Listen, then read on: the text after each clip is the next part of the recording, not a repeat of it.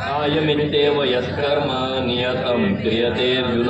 संगत्यक्त्वा फलं चैव सत्याग सात्विको मतः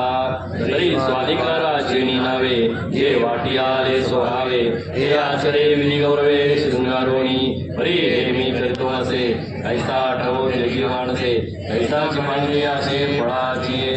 अवज्ञा आणि कामना मातीच्या काही अर्जुना हे या दोन्ही ऐसा आपण लग्न मांडके जगाते म्हणे का जीवा लंपट रोगिया अन्य दुषी धनंजया अंगाण रुसे कोणिया मासिया कोपे तैसे पडकाम दुर्बळ म्हणते कर्माची किडाळ मग निर्मय देखील केवळ त्याजावे ऐसा एक म्हणते हेची केले परमसीमा या आत्मा करता हे प्रमा अलोट उपजे आत्माची कर्म करता आई शिव नाही तत्वता लोहेची मी कर्म करता मानिलो साच हे आत्मा मी कर्माती तू कर्मसार शिवतो हे आपली काही मतो नाही ती ठिकाणी म्हणून उमाप आत्मया ते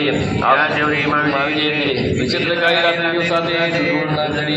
वैरी आकाशाचं काही सत्य सुरू उच्चार फळवाणी नरकमयी देवी देवी कारण हेतु योगे ते विसाट कर्माने गे ते शास्त्राची न लगे कासे जवळ कर्म होताची असे देवाही पंचकारण कर्म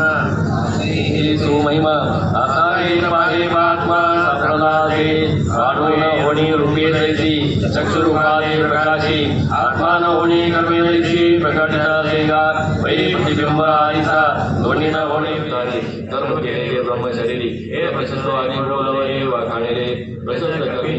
प्रचंडा विनियोग आहे का होय सद्भावे साधुभावे च साधिते